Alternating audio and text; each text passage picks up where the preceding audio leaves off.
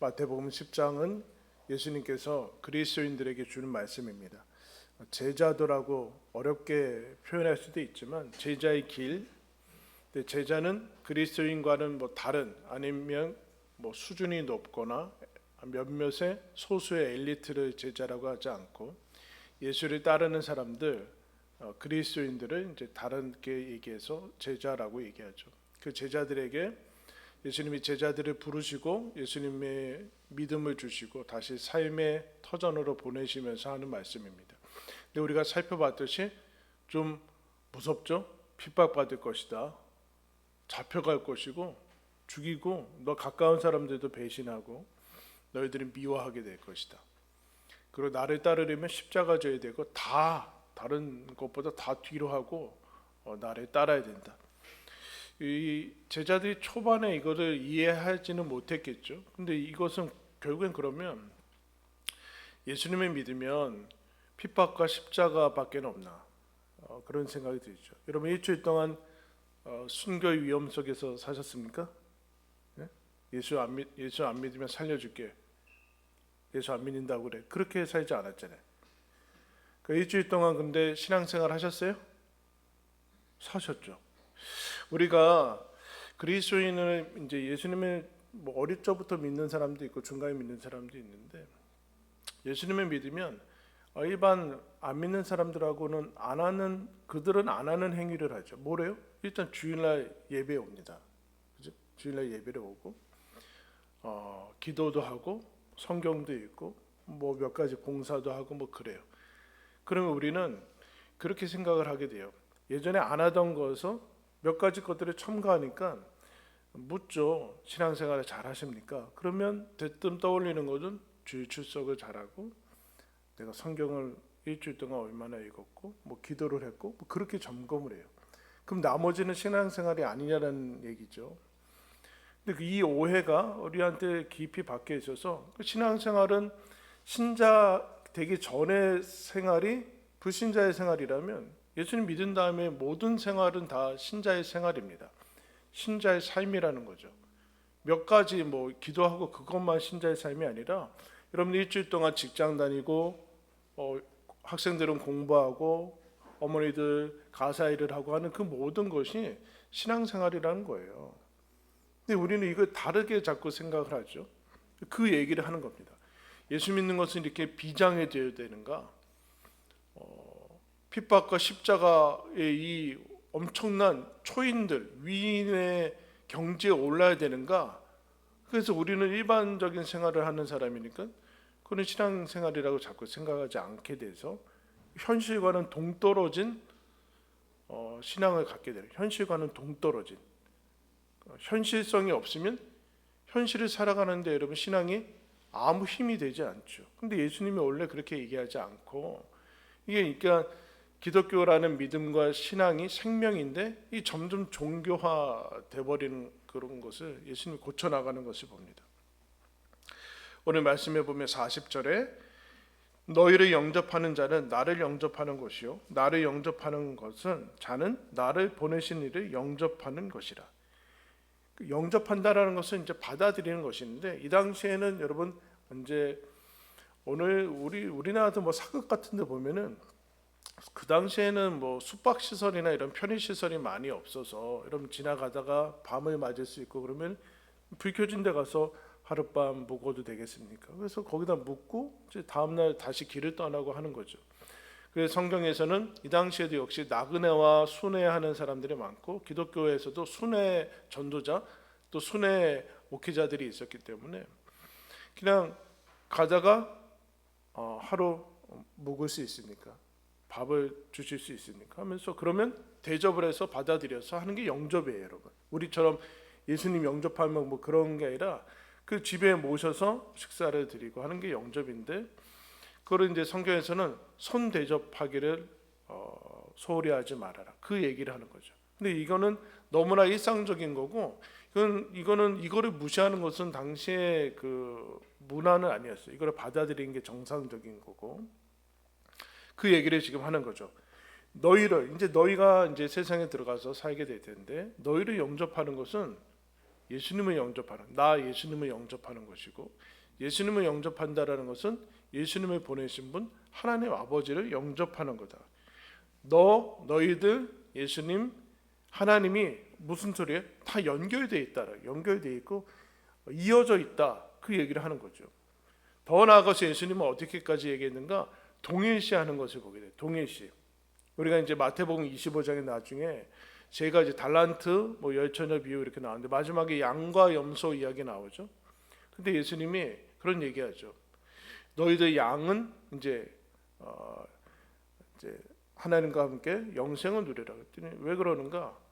내가 목마를 때 마실 것을 줬고, 배고플 때 먹을 것을 줬고, 헐벗고 그럴 때 옷을 줬고, 힘들었을 때 찾아갔고 그랬다. 주님, 저희들이 언제 그랬습니까? 그러니까 주님 뭐라 그래요? 지극히 작은 자에게 한 것이 내게 한 것이다. 그런 얘기를 해요. 놀랍죠, 여러분? 작은 자와 예수님이 동일시하고 있어요. 근데 그들은 이걸 예수님한테 한다라고 전혀 생각하지 못하고 그냥 한 거죠. 반대로 영벌에 들어가는 사람들은 어떻게 돼요? 너희들은 내게 먹을 것을 주지 않았고 목마를 때 마시게 하지 않았다. 그러니까 그들도 항변하죠. 우리가 언제 주님께 먹을 걸 드리지 않았습니까? 아마 종교적으로 신을 잘 섬겼을 수도 있어요. 근데 예수님 뭐라고 그럽니까? 지극히 작은 자에게 하지 않은 것이 나한테 하지 않은 것이다. 예수님이라고 전혀 생각하지 않아요. 그래서 여러분 시중에는 표현이 헷갈리는 표현들이 나오죠. 내 앞에 있는 사람이 예수님이다. 그렇게까지 얘기하는데 그 정도는 아니지만 예수님처럼 우리가 섬기는 이유는 예수님이 그 사람과 연결되어 있기 때문이죠. 그렇죠. 우리가 여러분 자존자가 아니지 않습니까? 일주일 동안 여러분 잘 사셨죠? 잘 사셨어요. 잘한 일만 있진 않았을 거예요. 그죠? 일주일 동안에 분명히 내가 없애버리고 편집해버리고 싶었던 생각이나 그런 일들이 있었을 거예요. 근데 여러분 그때 옛날 같았으면 은혜의 시대가 아니면 여러분 그때 즉사했습니다. 3분의 1씩 죽어나가고 그래야 돼요. 왜? 죄가 바로 심판이 되니까. 근데 왜 여기 왔어요? 하나님의 은혜와 용서가 이미 여러분 계속해서 현재화되기 때문에 그래요. 우리가 여기서 하나님이 사랑하셔서 여기 와요. 하나님이 나를 언제 사랑해? 그렇지 않아요. 하나님이 사랑해서 지금 살고 있다니까요. 숨쉬고 있다는 거예요. 우리가 자가호흡을 하는 사람이 아니라 하나님이 우리를 살게 하셔서 여기 와 있는 거고 하나님의 자녀로 거듭나게 해주셔서 지금 여기 와 있다라는, 그게 어떻게 가능한가? 예수님 통해서 가능해졌다 그래요. 아담 이후에 타락했을 때 타락을 뭐라고 그럽니까? 하나님과의 관계가 끊어졌다 그렇게 얘기를 해요. 그러면 믿음은 무엇인가? 하나님과의 관계가 회복된 것을 믿음이라고 얘기하죠. 그러면 그 하나님과의 관계를 회복시키는 분이 누군가? 예수님이라는 거예요. 예수님이 오셔서 뭘 하는가? 하나님과 너희를 연결시키는 일을 하시는 분이 예수님이라는 거예요. 별거 아닌 것 같죠? 근데 그게 아주 대단히 이게 구원이죠. 하나님과의 관계, 하나님과의 연결이 회복이 되어서 지금 나는 혼자 살아가는 것이 아니라 하나님과 연결되어 있는 사람이구나. 그래서 여러분 그렇잖아요. 옆에 사람 한번 보세요. 옆에 사람이 우리가 신앙을 가진다는 것은 이 사람이 이 사람으로만 보이는 게 아니라 이 사람이 하나님과 연결된, 하나님으로 인해서 살아가는 사람이구나 라고 해서 하나님처럼 섬기는 것을 얘기를 하는 거예요. 그러니까 이 연결에 대해서 얘기한 다음에 그 다음에 예수님 뭐라고 얘기하시는가? 41절에 보시면 선지자의 이름으로 선지자를 영접하는 자는 선지자의 상을 받을 것이요 의인의 이름으로 의인을 영접하는 자는 의인의 상을 받을 것이다. 구약에서 잘 나오는 사람이 특별한 사명을 맡았던 소수의 사람들이 선지자고, 의인은 여러분 시편 1편에 나온 것처럼 악인과 의인을 이제 대조하듯이 하나님께 속한 사람은 이제 하나님의 사람은 의인이라고 칭합니다. 근데 여러분 41절에 보시면 선지자의 이름으로 선지자를 영접하는 자는 선지자의 상을 받을 것이요. 선지자에게 초점이 있어요? 아니면 선지자 영접하는 사람에게 초점이 있어요? 선지자 아닌 사람에게 초점이 있죠. 마찬가지로 의인의 이름으로 의인을 영접하는 자는 의인의 상을 받을 것이요. 의인 아닌 다른 사람의 초점이 있어요. 둘 다. 영접하는 자에게 초점이 있어요. 영접하는 자에게 초점이 있어요. 그러니까 이렇게 생각할 수 있죠. 선지자만 잘난 사람이고 의인만 좋은 사람이라고 생각하고, 선지자가 복 받은 사람이고 의인이 복 받은 사람이라고 생각하는데 초점이 달라요. 선지자를 영접하는 사람이 상 받아요. 의인을 받아들이는 사람이 의인의 상을 받지, 의인이 의인의 상을 받는다 이렇게 생각하지 않아요. 그러니까 왜 그러는가? 여러분, 당시의 선지자들은 어떤 모습으로 있는가? 그냥 별로 따라 살고 싶지 않은 모습을 하나님이 보내세요. 고난당하고 힘들고 자기 앞가림도 못하고 하는 그런 모습으로 보이거든요. 그때 여러분 무슨 생각이 들어요? 저 사람이 복 받은 사람이라고 생각하지 않죠. 그뿐만 아니라 자기도 복 못 받았는데 뭐 누굴 복을 준다고 생각해. 저 사람한테 가까이 하면 저 사람한테 받을 복이 있겠다라고 생각하지 않은 사람들이라는 얘기예요.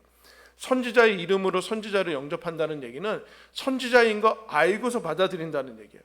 어느 날 집에 이렇게 딱 갔는데 문을 열었는데 제가 그 엘리야 선지자입니다. 그때 그러면 왕복을 입고 그런 게 아니라 허름한 옷 입고 왔어요. 그럼 어떻게 해요, 여러분? 당장 손해잖아요. 못 주고. 웬 거지가 왔나 뭐 이런 거죠. 그리고 왜 거지랑 그지랑 무슨 차이가 있어요?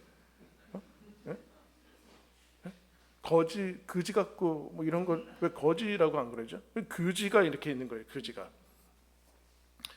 근데 그 사람을 그런 모습으로 알고서 하면 상을 받는다. 이 얘기는 뭔 얘기냐면은 이런 얘기예요. 지금 선지자를 영접한다는 얘기는 선지자가 뭘 주는 거예요? 아니면 선지자 영접하는 사람이 주는 거예요? 대접하는 거예요. 대접. 선지자를 영접하는 사람이 밥을 주고 먹을 것을 주고 잠자리를 줘야 된다니까요. 누가 주는 거예요? 선지자가 주는 거예요? 아니죠. 근데 잘 보세요. 선지자를 영접하는 사람이 주는 사람인데 주는 사람이 뭐라고 그래요? 상을 받을 것이다. 그 얘기를 지금 하는 거예요. 선지자가 주는 모습으로 서 있지 않은데 받아야 되는 상태인 사람이 섰을 때 네가 주면 너가 받을 것이다. 선지자의 상을 받을 것이다. 여러분, 주는 거 좋아하세요? 받는 거 좋아하세요? 왜 일부 때는 다 주는 거 좋아해요 라고 하려고 하고 있더라고요. 그 거짓말이잖아요. 받는 거 좋아하죠. 받는 거. 근데 여러분, 여기에 맹점이 있어요. 받는다라는 것은 무슨 뜻이에요? 주는 게 이미 선행이 돼 있어요. 누군가. 그러니까 준다, 받는다라는 것은 독립적인로 존재하는 행위가 아니라는 얘기입니다. 근데 우리는 그렇게 생각하고 있어요. 받기만 할 수 있고 주기만 할 수 있다 생각하는데 그렇지 않고 준다라는 것은 누군가 받는다는 얘기고 누구가 받아야지 주는 게 성립이 되지. 이게 뭐 안 받으면 그냥 그 상태에 있는 거죠. 받는 거 역시 주는 게 있어야 돼요. 이거 한 세트 한 세트입니다. 독립적으로 존재하지 않아요. 선지자가 있는데 선지자를 영접할 때 그 사람이 주죠. 그러면 선지자는 그 상태로 줄 수는 없는데 그걸 하나님께서 주신다는, 왜요? 하나님과 선지자와 너희는 다 연결이 되어 있기 때문에 이 사람이 못 줘도 하나님이 주신다는 얘기예요. 주는 것이 성립이 되려면 누군가 받아야 되는데 너는 줬다. 그럼 너도 받게 되는데 그래 그 사람한테 안 받고 다른 식으로 받을 수 있다. 이 주고 받는 게 연결되어 있고 하나님과 너희는 연결이 되어 있다라는 사실을 여러분 너희들 기억을 해야 된다. 그래서 실제 예를 열왕기상 17장에 가면 엘리야라는 유명한 선지자가 나옵니다. 어느 날 하나님께서 엘리야한테 명령을 내려서 이방 땅, 이스라엘 땅이 아니라 사르밧이라는 곳에 가서 한 과부 집으로 가라. 그런 명령을 내려요. 이방 땅이고 사르밧에 있는 과부니까 대단히 어렵죠, 여러분. 경제적으로 어려운 상태인데 가서 대뜸 엘리야가 그래요. 나한테 밥을 달라. 그러니까 그 사르밧 과부가 이렇게 얘기합니다. 딱 한 끼 남아서 제 아들하고 이 떡을 먹고 나서 죽을 작정이었습니다. 굶어 죽는다는 얘기죠. 딱 한 끼 남았습니다. 그럼 선지자가 여러분 하나님의 사람이니까 어떻게 해야 돼요? 이거 아시죠? 성경 좀 읽읍시다. 그래도 상관없이 나부터 먹게 해라. 그럼 이 사람이 어떻게 생각하겠어요? 이스라엘 우리 민족도 아닌 이스라엘 선지자가 와서 웬 그지 같은 벼룩의 간을 빼먹어라, 먹고 죽어라 그래. 그러지 않고 이렇게 얘기합니다. 나부터 먹게 하고 나머지 떡으로 너와 아들이 먹어라. 없다니까요. 그러면서 하나님께서 너의 기름통과 떡에 떡 그 식량통에 끊이지 않게 할 것이다. 이 사람이 믿어요. 그럼 예수님이 이 사람 인용하잖아요. 예수님이 그걸 믿고 엘리야한테 먹이니까 그 다음에 기적이 일어나죠. 그 식량통이 계속 채워지는 거예요. 그 얘기하는 거예요 지금. 그러니까 선지자는 엘리야는 거기 왜 갔는가? 밥 달라고 하려고 간 게 아니에요. 이 사르밧 과부의 하나님의 믿음을 보고 하나님께서 믿음 보고 복주게 하기 위해서 가요. 근데 복주는 모습이 어떻게 가요? 그 사람이 가지고 있는 거 줘야 돼요. 그래야지만 하늘의 것으로 채워지는 거예요. 이게 너무 근데 어렵다 이게. 우리 뭐 하나 남았는데 어떻게 말이 되냐 이게. 십자가를 어떻게 지냐. 그게 이제 마지막에 여러분 나와 있죠. 이게 어떻게 가능한 것인가? 42절 말씀 우리 다 함께 읽겠습니다. 시작.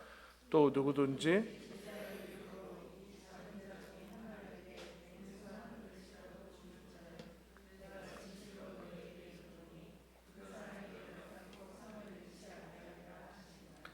자 보세요. 41절하고 42절이 연계된 건데 이렇게 해야 돼요. 또 누구든지 제자의 이름으로 제자를 영접하면 제자의 상을 받을 것이요. 이렇게 가야 돼요. 그죠? 선지자의 이름으로 선지자를 영접하면 선지자의 상을 받고 의인의 이름으로 의인의 상을 받으면 의인을 영접하면 의인의 상을 받을 것입니다. 근데 어떻게 번역했어요?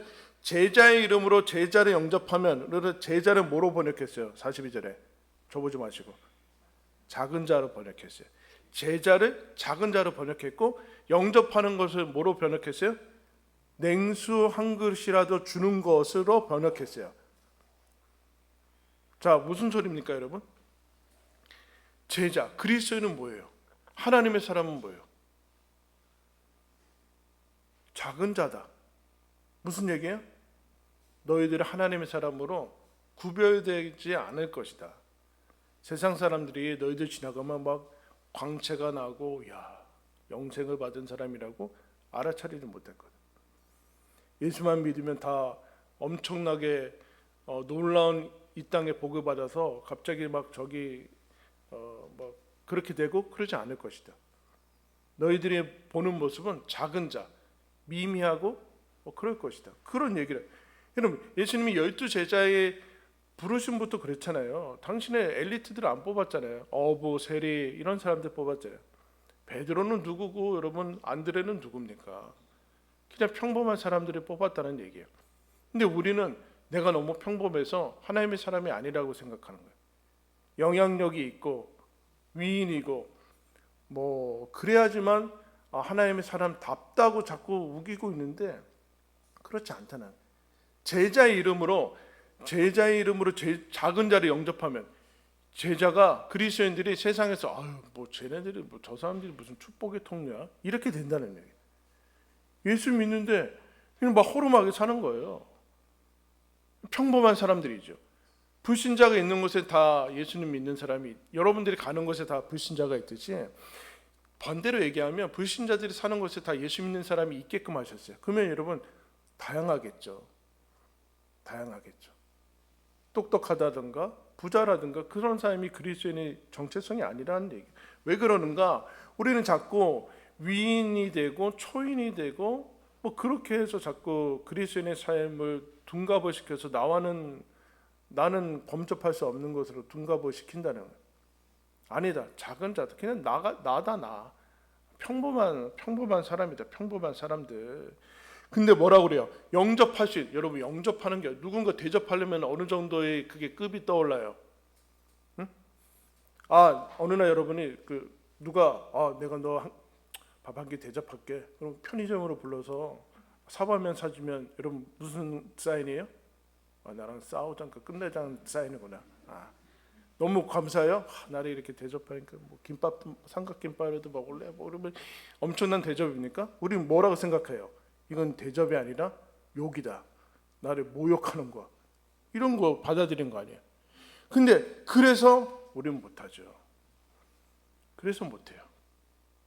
예수님이 뭐라고 그랬어요? 영접하는 것의 정의는 뭐라고 했어요? 작은 자인데 하나야, 하나. 작은 자인데 뭉쳐야지 되는데 한 명이 뿐만 아니라 냉수 한 그릇이라고 얘기하고 있어요. 냉수 한 그릇. 냉수 한 그릇이 뭐예요?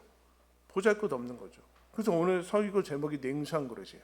그러니까 어떤 분이 그러더라고요. 냉수 한 그릇이 무슨 뜻이에요? 냉수 먹고 속 차리자는 얘기인가요? 뭐 냉수 한 그릇은 그런 것밖에 안 떠오르는데, 잘 보세요. 냉수 한 그릇, 작은 자 하나. 우리는 어떤 종교적인 본성이 있어요? 하나님이 복받은 사람은 아니다. 이 땅에 별 볼 일 없는 사람이다. 쓸모가 없는 사람이다. 그냥 가까이 지내긴 그런 사람이다. 근데 하나님이 뭐라고, 예수님이 뭐라고 합니까?